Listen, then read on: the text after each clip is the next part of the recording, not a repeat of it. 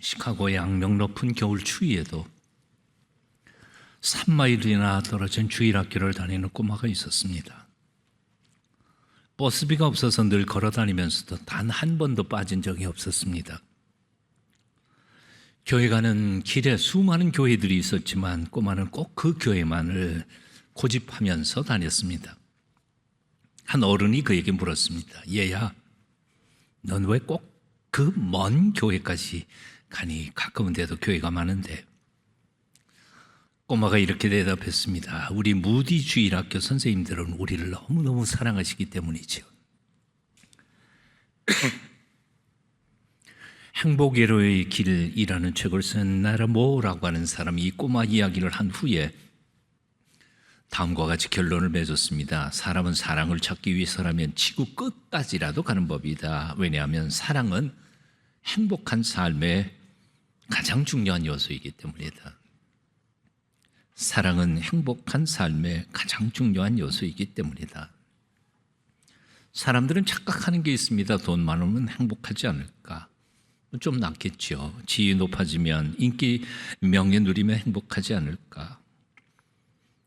돈이 아무리 많아도, 그리고 높은 지위에 오르고 유명한 사람이 돼도 그것을 함께 같이 공유하고 누릴 수 있는 사랑하는 사람이 없다면 사실은 그 아무것도 아닐 거라고 생각이 듭니다. 오늘의 본문 고린도전서 13장 8절을 이렇게 말씀합니다. 사랑은 언제까지나 떨어지지 아니하되. 제가 구선생 출신입니다. 근데 아무리 읽어도 무슨 뜻인지 모르겠습니다. 사랑이 떨어지지 않는다니, 뭐 낙엽도 아니고. 영어 번역에 보니까 이게 뜻이 통합니다. Love never fails. 사랑은 결코 실패하지 않는 거다. 아마도 이것은 헬라어 원전을 직역하다가 보니까 이런 번역이 나온 것 같습니다. 사랑은 결코 실패하지 않는 거다. 오늘 본문의 뜻입니다. 그렇습니다. 사랑은 실패하지 않습니다. 반드시 열매를 맺게 돼 있습니다. 사랑으로 키운 자식은 반드시 잘 될 겁니다. 그리고 사랑하며 섬기며 봉사한 일에는 반드시 열매가 풍성해질 것입니다. 사랑은 불가능한 것을 가능하게 합니다. 그러므로 우리가 사랑하면서 포기하지 마십시다. 쉽게 끝까지 사랑하십시다. 자, 그렇다면 사랑이라는 게 뭘까요? 몇 해 전, 오래전입니다. 부산 낙동강 하구원 쪽에서 한 여인의 시신이 발견됐는데 범인은 남편이었습니다. 한국컴퓨터범죄연구학교 회장을 지낸 경남의 모 대학 교수였던 그는 내연 관계에 있었던 여성 운전 대리기사와 공모해서 아내를 목졸라 죽이고는 가방에다 넣어서 내다버린 겁니다. 50대 대학 교수였습니다.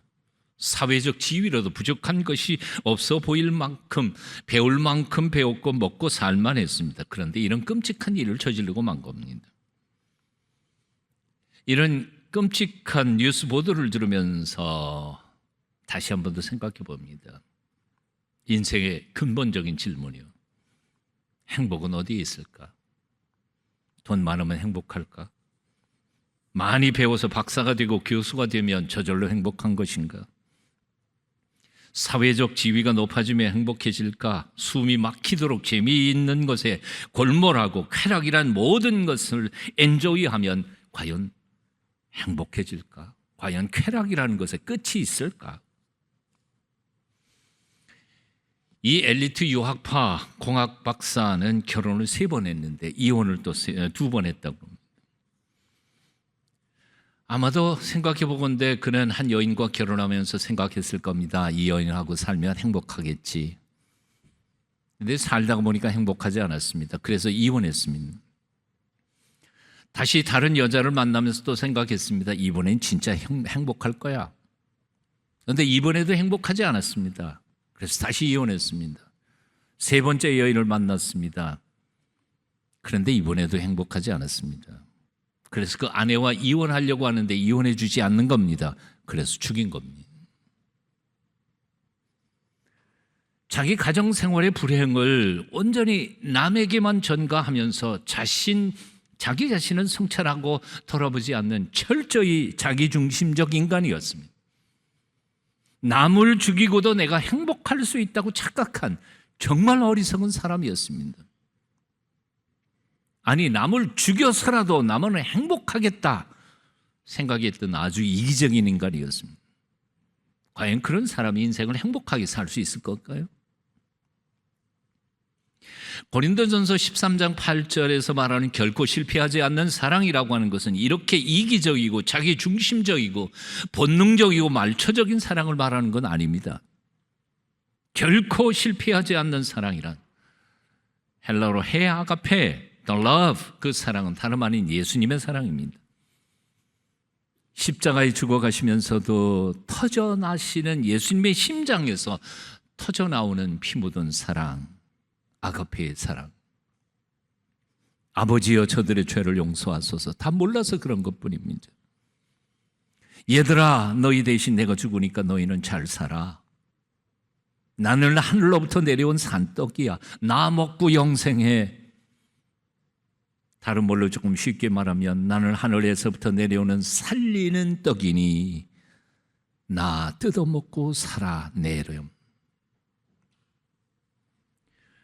죄인 위하여 의인이 죽으시는 사랑, 피조물을 위해 창조주 하나님이 죽으시는 사랑, 자기를 죽여 남을 살리는 철저히 이타적인 사랑, 천년 만년 지나도 결코 이해할 수 없는 그 사랑, 십자가의 사랑, 예수님의 사랑입니다.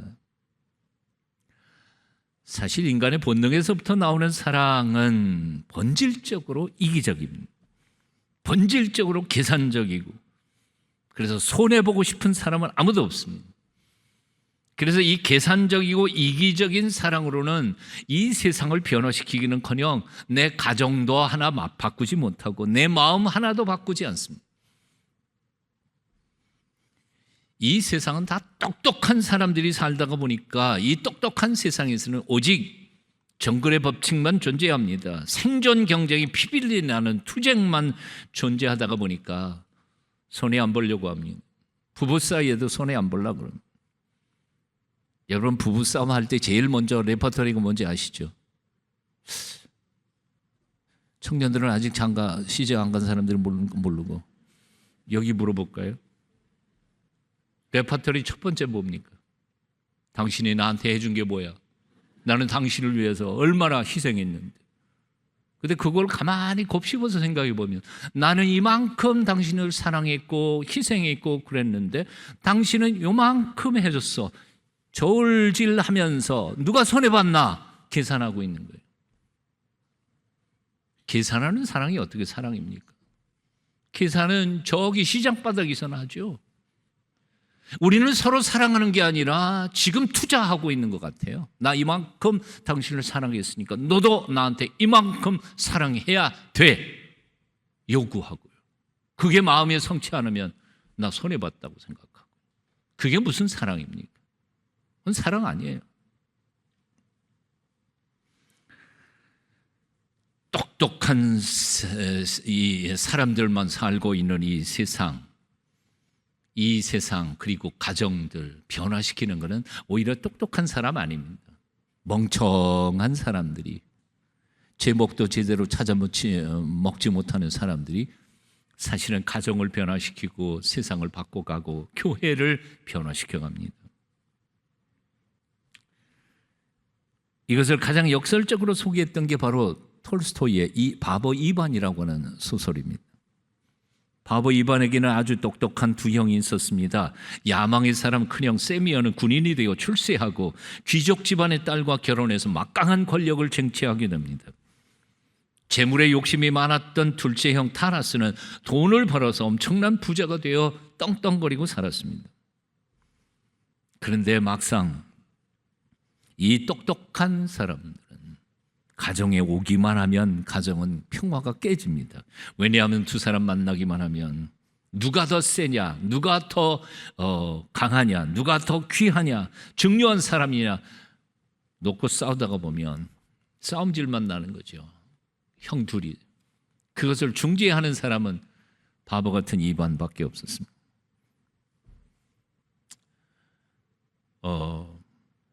악마가 야만과 큰형 세미연에게 다가가서 더 큰 권력으로 유혹하니까 홀딱 넘어가서 타락해 버렸습니다.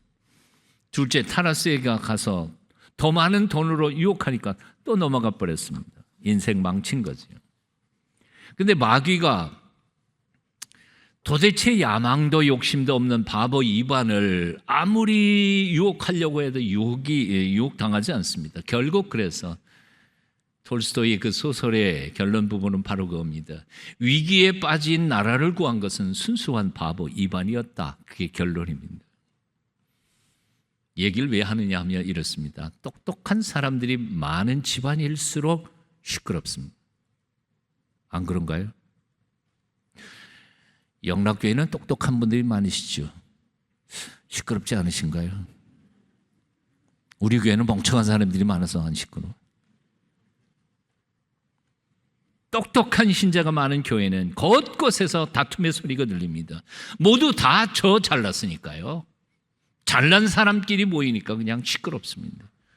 근데 바보처럼 져주고 욕먹고 제목도 찾아보지 못하는 채 양보하는 교인들만 있는 교회가 천국을 이루어가는 거지. 이런 점에서 볼 때 똑똑한 사람들이 모인 데가 천국이 아니고요, 제 것도 챙겨 먹지 못하는 어리숙한 바보들이 모인 곳이 바로 하나님 나라인 것 같아요. 이렇게 생각해 보면 사랑한다는 것은 참 간단해요. 어려운 게 아니에요. 뭐냐 하면 상대방 앞에서 내가 기꺼이 바보가 되면 돼요. 이 비밀을 제가 소개를 했는데 별로 깨달으시지 않는 것 같아요. 한번 따라해 보실래요? 기꺼이 상대에게 바보가 되는 것 사랑이다. 여러분 그런 거 경험 못 하셨어요? 예전에 연애 많이 하셨잖아요. 누군가를 사랑하면 왜 그 앞에 서기만 하면 나는 쪼그라드는지. 왜 쪼그라드는지. 바보가 되는 거예요. 눈꺼풀에 콩깍지가 끼우고 당신이 세상에서 가장 멋있는 사람이다 고백하면 이제 사랑이 시작되는 거예요. 근데 그거를 입으로만 하는 게 아니라 마음으로 믿어지는 순간 사랑이 완성돼 가고 있는 거예요. 그게 마음으로가 아니라 영혼 속에, 아 맞아, 우리 마누라가 세계에서 제일 멋있는 여자야. 그럼 사랑이 완성된 거예요. 그런데 보통 그렇게 안 하잖아요. 옆집 아저씨 봐. 한원상 교수가 몇 년 전에 책을 한 권 썼습니다. 바보 예수라고 하는 책이죠. 역사상 가장 큰 바보가 누굴까요? 바로 예수님이십니다. 예수님 본래 하나님이셨습니다. 요한복음과 창세기를 보면 예수님께서 이 세상을 창조하시는데 주도적으로 역사하셨던 말씀의 능력의 창조주 하나님 그분이셨습니다. 그분을 통해서 세상 모든 것이 만들어졌고 이 세상에 존재하는 생명의 근원이 그분이시고 그분이 온 세상의 주인이십니다. 그런데 그분이 어느 날 하나님 되기를 포기해버리신 거예요. 당신이 지은 피조물 인간의 모습으로 이 땅에 오셔서 십자가 높이 달려서 인간들 중에서 가장 밑바닥 인생의 모습으로, 살인 강도의 모습으로 십자가에 달려 죽으십니다. 세상에 이런 바보가 어디 있습니까? 세상에 이런 바보가 어디 있습니까? 어떻게 하나님이 사람이 되십니까? 어떻게 살 가치도 없는 존재들을 위하여 창조주 하나님이 당신을 목숨을 내 던질 수 있습니까? 우리는 성경을 너무 습관적으로 읽어서 별로 깊이 감동을 안 받는데 조금만 곰곰이 생각해 보세요. 충격이에요. 이거. 충격이에요. 고린도전서 13장을 쓴 사도 바울은 빌립보서 2장 5절 이하의 겸비의 찬송가에서 이렇게 적고 있습니다. 너희 안에 이 마음을 품으라 곧 그리스도 예수의 마음이니 그는 근본 하나님의 본체시나, 하나님 자신이 있어요. 하나님과 동등됨을 취할 것으로 여기지 아니하시고 오히려 자기를 비워 종의 형체를 가져 사람들과 같이 되었고 사람의 모양으로 나타나셨으며 자기를 낮추시고 죽기까지 복종하셨으니 곧 십자가에 죽으십니다. 여기서 우리는 사랑이 뭔지를 깨닫습니다. 사랑이란 뭘까요? 하나님이 하나님 되시기를 포기하는 거예요. 목사가 목사 대접받기를 포기해버리는 거예요. 장로가 장로 대접받기를 포기해버리는 게 그의 사랑이에요. 남편이 남편 대접받기를, 그리고 집에서 부모가 부모 대접받기를 포기하고 섬기는 거, 이게 바로 사랑이라는 거지. 높은 자리를 포기하고 가장 비천한 자리로 내려온 것, 그래서 사랑하는 피조물을 구하기 위하여 피조물의 모습으로 기꺼이 죽으시는 것, 내가 죽으니까 그 덕에 너희는 살아라 축복하시는 것, 이게 바로 예수님의 사랑인 거지요. 사도 요한이 사랑에 너무 감동을 받고 그의 편지 속에서 이렇게 고백합니다. 하나님의 사랑이 우리에게 이렇게 나타난 바 되었으니 하나님이 자기의 독생자를 세상에 보내시면 그로 말미암아 우리를 살리려 하심이라. 사랑은 여기 있으니 우리가 하나님을 사랑한 것이 아니요 하나님이 우리를 사랑하사 우리 죄를 속하기 위하여 화목제물로 그 아들을 보내셨습니다. 그리고는 또 요한은 이렇게 고백합니다. 어느 때나 하나님을 본 사람이 없으되 만일 우리가 서로 사랑하면 하나님이 우리 안에 거하시고 그의 사랑이 우리 안에 온전히 이루어지느니라. 다시요, 이건 정말 중요한 말씀이에요. 어느 때나 하나님을 본 사람이 없으되, 여러분 하나님 보셨어요? 봤으면 이미 죽었겠죠. 저도 못 봤어요. 어느 때나 하나님을 본 사람이 없으되 만일 우리가 서로 사랑하면 하나님이 이미 우리 안에 살고 계시고 그리고 그 하나님의 사랑이 우리 안에 온전히 이루어진다는 거죠. 사랑의 사도 요한이 바로 사랑의 핵심 비밀을 이렇게 설명한 겁니다. 역사상 하나님을 눈으로 본 사람은 한 명도 없었습니다. 영이신 그분은 썩어질 육신으로 볼 수 있는 분이 아니기 때문에 그렇습니다. 하지만 만일 우리가 서로 사랑하기만 한다면 하나님이 우리 안에 살아계신 것을 우리는 안다는 거지. 하나님의 사랑이 우리 안에 온전히 완성된다는 겁니다. No one has ever seen God. 아무도 하나님 본 사람 없어요. But as long as we love one another, 우리가 서로 사랑하기만 한다면 God will live in us. 하나님이 우리 안에 사실 겁니다. And His love will be completed in us. 그분은 우리 안에 그 하나님의 사랑은 완성될 것입니다. 자, 우리가 하나님을 어떻게 볼 수 있을까요? 하나님의 사랑이 우리 속에 완성되는 것을 어떻게 하면 볼 수 있을까요? 느낄 수 있을까요? 40일 금식 기도하면 될까요? 기도원에 올라가가지고 철학 기도하면 볼 수 있을까요? 아니요. 사도행전은 벌써 간단히 얘기했어요. 우리가 서로 사랑하면 된다고.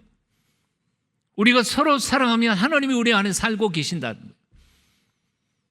그리고 하나님의 사랑이 우리 삶 속에 온전히 이루어진 것을 경험하게 된다는 거지. 사랑하면 됩니다. 육체적인 본능에서 나오는 사랑이 아니라 십자가 위에서 예수님께서 보여주신 그 사랑을 사랑하면 되는 거지. 자, 그렇다면 이제 어떻게 하면 그 사랑을 사랑할 수 있을까요? 사랑하는 방법이 뭘까요? 산상수훈에서 예수님께서 이렇게 말씀하셨어요. 너희 원수를 사랑하라. 오른뺨을 치거든 왼편도 돌려대라. 억지로 오리를 가게 하거든 십리까지 가라. 나는 그렇게 할 자신 있다고 생각하시는 분 손 들어보세요. 산상수훈에서 예수님께서 우리에게 요구하시는 이 요구는 너무너무 힘든 얘기예요. 사실은 제가 유학에서 신학을 공부를 했는데 이 본문을 보면서 많은 전문가들의 해석들을 읽었어요. 어떤 분은 이래요. 산상수훈을 읽으면서 아이고 이렇게 어떻게 사노? 어떻게 이렇게 사노? 바리새인과 서기관들의 의보다 너희가 더 낫지 못하면 천국에 들어갈 수 없느니라 그렇게 선포하신 예수님께서 이 얘기들을 쭉 하시는 거예요. 그래서 어떤 분은 이렇게 표현해요. 하나님은 우리에게서 모세의 율법을 벗겨놓으시고는 모세의 율법보다 10배는 더 무거운 사랑의 계명을 더 씌워놓으셨다고. 그래서 어떤 사람들은 산상수훈을 읽으면서 이래요. 아이고 이거는 평신도에게 주는 게 아니라 목사님하고 수도사들에게 주시는 거다. 그렇게 생각하세요? 여러분들은 산상수훈하고 상관없이 살아도 될 것 같아요? 아니요. 이 말씀 우리에게 주시는 명령이에요. 원수를 사랑하라. 원수 어떻게 사랑해요? 사랑해서 더 사랑하고 싶어서 결혼한 부부도 제대로 사랑 못하면서, 내 몸에서 낳은 자식놈도 제대로 사랑 못하면서 내게 상처 주고 공격하고 지금도 미움으로 나를 억울하게 꾸는 그 사람을 어떻게 사랑하냔 말이에요. 아가페의 사랑, 예수님께서 보여주신 그 사랑이잖아요. 근데 우리가 어떻게 그렇게 한단 말이에요? 못해. 근데 하나님께서 그렇게 할 수 있도록 몇 가지를 우리에게 선물로 주시고 또 한 명령하셨습니다. 그 첫 번째는 십자가입니다. 십자가를 바라봐. 그리고 십자가를 닮아가고 묵상하고 십자가 안에서 주님이 주시는 사랑을 경험하고, 그리고 그 경험한 사랑으로 남들을 사랑해 보도록 노력해. 이게 첫 번째 주께서 우리에게 주신 선물입니다. 십자가.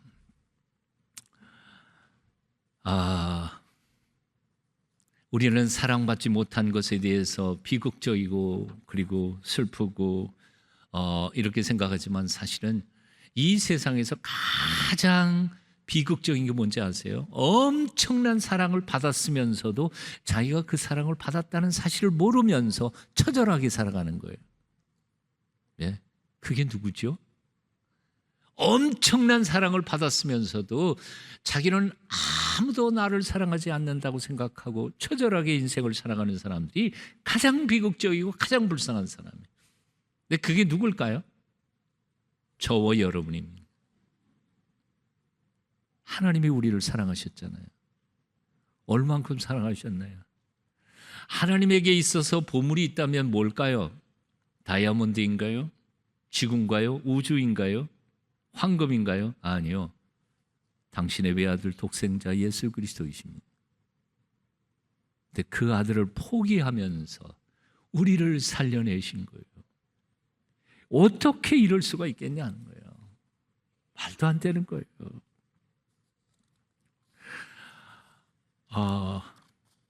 요한일서 4장 9절에 보면 이런 말씀이 있어요. 하나님의 사랑이 우리에게 이렇게 나타난 바 되었으니 하나님이 자기의 독생자를 세상에 보내시면 저로 말미암아 우리를 살리려 하심이라.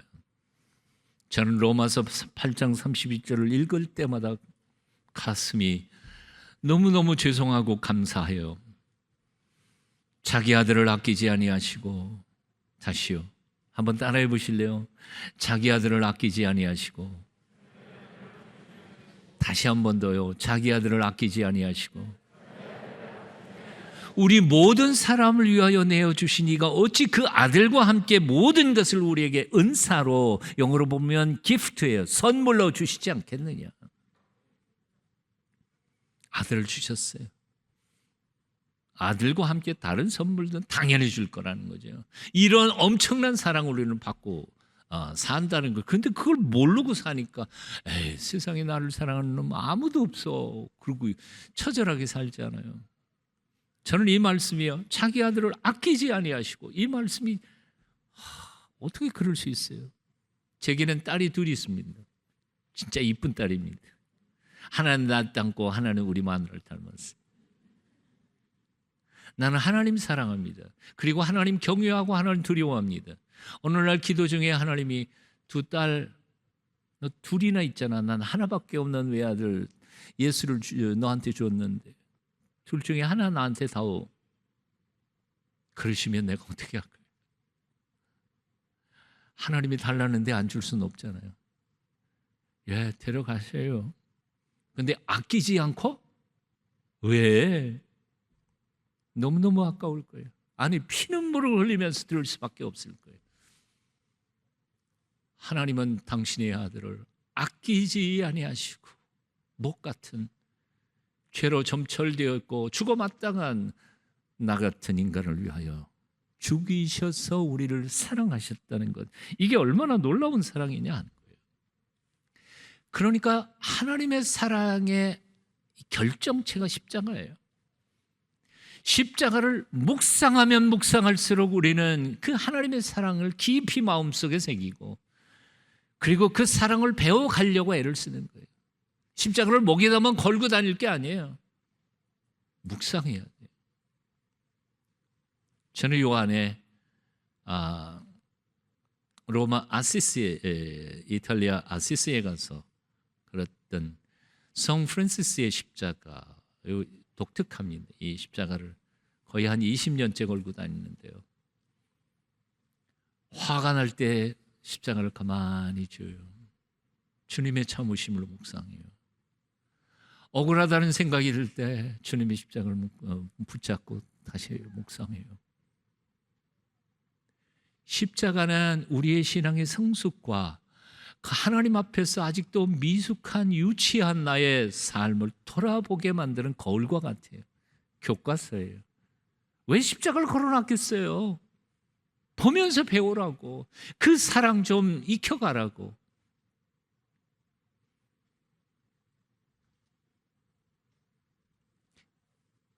대학 다닐 때 글씨를 배우려고 했던 적이 있습니다. 서예 말이죠. 한문 선생님이 제 시험 친 거 글씨를 보더니 서구는 글씨를 배우면 좋겠네. 그래서 그 말에 혹해가지고 글씨 배우러 선생님한테 갔었어요. 뭐 글씨 배우신 분들은 조금 알 거예요. 초반에 어떻게 하는지. 맨 처음에 먹 가는 거 배우죠. 먹물 내는 것부터 배워요. 그 다음에 한 주간 동안 신문지에다가 뭐 쓴 줄 알아요? 이것만 해요. 일주일 내내 이것만 가르치는 거예요. 그 다음에 나 진도가 안 나가. 너 아직도 뭐 손에 힘이 안 들어갔어. 그 다음에 그 다음 주에는 뭐 하는지 알아요? 이거. 일주일 내내 이것만 해. 그 다음 주에는 이거. 점 하나 찍는데 얼마나 걸리는지 몰라요. 이렇게 돌렸다가 떼고. 아마 글씨 배우신 분들은 뭔 얘기하는지를 알 거예요. 그러다가 저는 맨이라 여름방학 되면 거지전도단 가야 되니까 그냥 빠지고 그러다 보니까 제명당했어요. 근데 그 선생님 밑에서 배웠던 친구들이 국전에도 듣고 나중에 근데 그냥 배울 걸. 우리의 사랑도 역시 마찬가지라고 생각합니다. 맨 처음부터 잘하는 사람 없어요. 맨 처음에는 십자가 보고 서툴기 시작하지만 해보고 또 해보고 10년 해보고 20년 해보다가 보면 우리의 사랑이 사도 요한처럼 예수님처럼 성숙해 갈 때가 있을 줄로 믿습니다. 십자가를 바라보십시오. 그리고 사랑하려고 애쓰고 노력해 보십시오. 두 번째 우리에게 도우미를 주신 분이 성령님이십니다. 아무리 우리가 십자가 바라고 부르짖고 애를 써도 사랑 그건 쉬운 게 아니에요. 성령께서 우리 마음속에 사랑을 주셔야 돼요. 사실 어제 그제도 저 CC의 대표인 박성민 대표하고 앉아서 이 얘기 저 얘기하다 그 얘기 나왔습니다. CC 출신들이 보시면 그래요. 민족복음화교회제 초급반 그리고 중급반이 있어요. 중급반 5과가 믿음으로 사랑하는 비결. 대학 다니면서 그걸 배웠어요. 그런데 정말 밝힐 수 없는 저를 달달 볶는 한 분 전도사님이 계셨어요. 대학생 때. 그분을 사랑하고 싶어서 새벽기도에 하나님 저분을 밤낮 설교하시잖아요. 밤낮 만나는데 주일날 설교하시고 하나님 저분을 사랑하게 해주세요. 거기에다가 그 믿음으로 사랑하는 비결 그거 책에는 방법들이 있어요. 뭐 사랑에 대한 성경 구절도 암송하고 이름을 써가지고 지우가면서 이제 안묘하겠습니다. 뭐 그런 거 있어요. 요한일서 1장 9절 적어놓고 뭐 다 하고. 그런데 새벽기도 때 한 2시간 기도한 다음에 눈을 뜨면 미워 죽겠어. 6개월을 몸부림을 쳤어요. 안 되더라고요. 안 되는 건 안 되는 거야. 한 2년 고생했어요. 그런데 성령께서 나도 모르게 내 마음속에 그분을 조건 없이 사랑할 수 있는 마음을 주시더라고. 진짜. 그래서 제가 군대 갔다 오고 제대하는 날 제일 먼저 어디로 간지 아세요? 그 양반이 시무하는 교회 찾아갔어요. 그분한테 안수기도 받고. 집부터 온 게 아니고 그만큼 가까워졌어요. 저는 성령님을 믿습니다. 성령님을 그냥 대충 믿지 마세요. 이름 부르세요. 성령님, 나 지금 죽을 것 같아요. 이 순간에 나와 함께 계신 거 믿죠? 도와주세요. 도와주실 거예요. 나 저 사람 미워 죽겠어요. 내 마음으로는 도저히 사랑할 수 없어요. 성령님 내 마음속에 저 사람을 사랑할 수 있는 마음 주세요. 한 번에 되지는 않을 겁니다. 1, 2개월에 되는 것도 아닐 겁니다. 그러나 끊임없이 포기하지 않고 기도할 때 하나님께서 주실 줄로 믿습니다.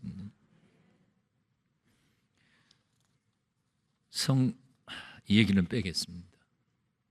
47분이네요. 마지막 결론 부분 얘기하겠습니다. 세 번째는, 첫째는 십자가고요, 두 번째는 성령님이고요, 세 번째로 우리가 해야 할 일입니다. 조건 없이 무조건 사랑하라는 거예요. 조건 없이 사랑하라는 거죠. 성경적 사랑은 무조건적인 겁니다. 하나님이 우리가 죄인 되었을 때 사랑하신 것처럼 내가 다른 사람을 사랑하는 것은 조건 없이 사랑해야 하는 겁니다. 부모들이 자식을 사랑할 때, 조건 없이 사랑할 때 비로소 그 사랑은 숭고해지는 법입니다. 하지만 부모가 자식의 효도를 바라는 순간 그 사랑은 빛이 발해버리고 맙니다. 갚아! 그러면 그건 이미 부모의 사랑은 떠나버린 거예요. 어미새가 새끼들을 먹이는 것을 한번 보셨나요? 정말 우리 엄마들이 자식 키우는 것처럼 그렇게 정성껏 해요. 자기가 입에다 딱 넣고 꿀꺽하면 그냥 끝나는데 그걸 도로 뱉어가지고 새끼들이 입에다 집어넣어 주잖아요. 그렇게 키워요. 근데 그렇게 키워놓고 호로록 하고 날아갈 때쯤 되면 날아가는 놈 붙잡아 놓고, 야 임마 너 효도하고 가. 그런 새 보셨어요? 미물인 새도 그런데 하나님의 형상대로 지음을 받은 인간이 뭘 바래요? 바라기는. 아까 시작도 그랬지만 부부간에 왜 계산하고 있어요? 그냥 사랑했으므로 행복하였네라, 어느 시인의 말처럼 그렇게 해야 되는 거죠. 그럴 때 그 사랑이 멋지고 아름다운 겁니다. 한 마을에 아들이 태어났습니다. 그날 여정이 나타나 산모에게 말했습니다. 이 아이를 위해 한 가지 소원을 들어주겠으니까 한번 말해보라. 어머니가 빌었습니다. 어느 어머니도 그랬을 거예요. 이 아이가 자라면서 누구에게든지 이 아이를 보기만 하면 사랑받는 아이가 되게 해주십시오. 이 아이는 자라면서 정말 그 아이를 보는 사람마다 사랑하게 됐어요. 어떻게 됐을까요? 당연히 나를 본 사람들은 다 나를 사랑해야 돼. 착각에 빠지면서 한평생을 살아갔는데 그 생애가 행복했을 것 같습니까?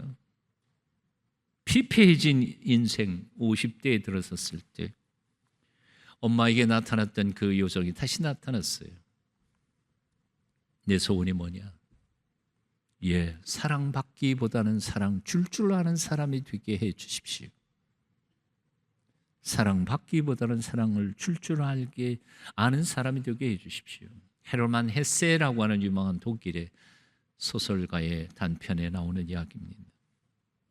우리는 사랑받는 게 행복하다고 생각하지만요, 사랑받는 건 내 선택이 아니에요. 사랑받는다는 것은 축복이고 하나님의 선물이에요.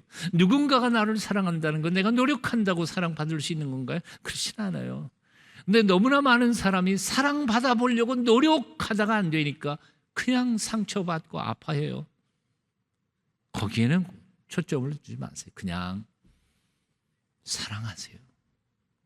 사랑하다가 보면 사랑을 받을 수도 있고 하나님의 은총 안에서 승리할 수 있게 될 줄로 합니다.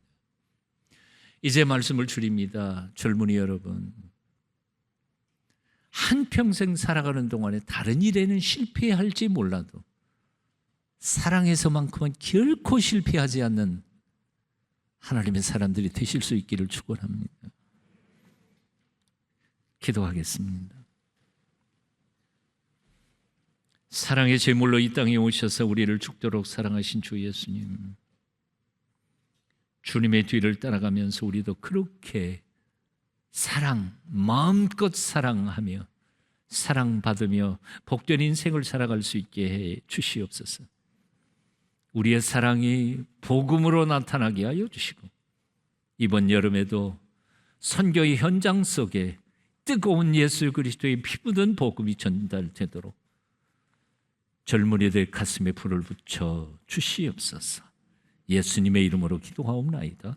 아멘.